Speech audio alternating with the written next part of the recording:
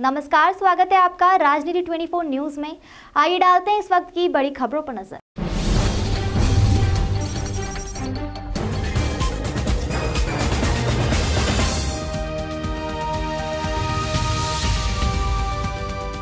महाराष्ट्र में चल रही सियासी उठापटक को लेकर केंद्रीय मंत्री ज्योतिरादित्य सिंधिया का बयान सामने आया है। सिंधिया ने साफ कहा है कि महाराष्ट्र में भ्रष्टाचार की और सत्ता के खेल की सरकार चल रही है। वहां सरकार 3 गुटों में बटी हुई है। एकनाथ शिंदे और देवेंद्र फडणवीस की जोड़ी एक संगम बनाकर दोबारा महाराष्ट्र को प्रगति और विकास की ओर अग्रसर करेगी। केंद्रीय मंत्री ज्योतिरादित्य सिंधिया ने कहा कि भारतीय जनता पार्टी सत्ता की खोज में नहीं रहेगी। भारतीय जनता पार्टी विकास, उन्नति, सोच और विचारधारा, सुरक्षा, सेवा, सुशासन के सिद्धांतों पर चलती है और वही रास्ता महाराष्ट्र में चुना। एकनाथ शिंदे ने वास्तविक तौर पर स्वर्गीय आदरणीय बाला साहेब जी के पद चिन्हों पर चलकर दोबारा विकास, प्रगति और विचारधारा के संगम को पिरोने की कोशिश की है। भारतीय जनता पार्टी और एकनाथ शिंदे दोनों मिलकर महाराष्ट्र में एक सेवा की सरकार साबित होंगी। उदयपुर में हुई घटना को लेकर ज्योतिरादित्य सिंधिया ने कहा कि किसी व्यक्ति को कोई हक नहीं है कि वह किसी मनुष्य की जान ले। जिस तरीके से यह घटना हुई है उसकी जितनी निंदा की जाए वह कम है। राजस्थान में घटी यह घटना प्रश्न चिन्ह उठाती है कि वहां पर किस तरह की सरकार चल रही है।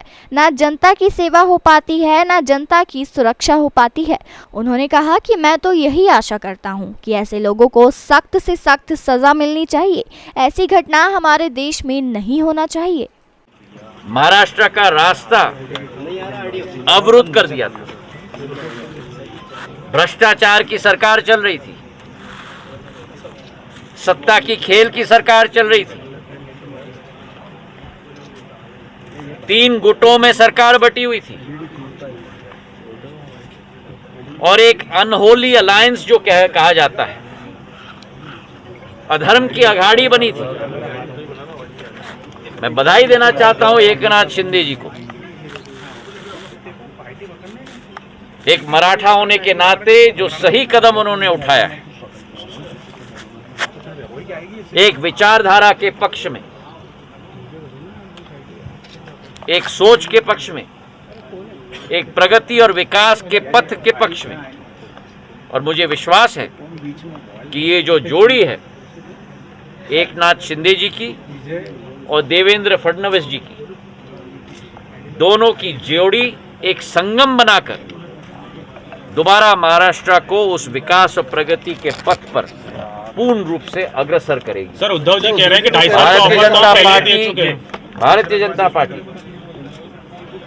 सत्ता के खोज में नहीं रहती। भारतीय जनता पार्टी विकास और प्रगति, हमारी सोच और विचारधारा, सुरक्षा, सेवा, सुशासन और गरीब कल्याण, इन्हीं मूल्य और सिद्धांतों के आधार पर हमारी पार्टी अंत्योदय के लक्ष्य को पूर्णतः करते हुए अपनी सेवा भाव निभाती है। और वही रास्ता महाराष्ट्र में हमने चुना है।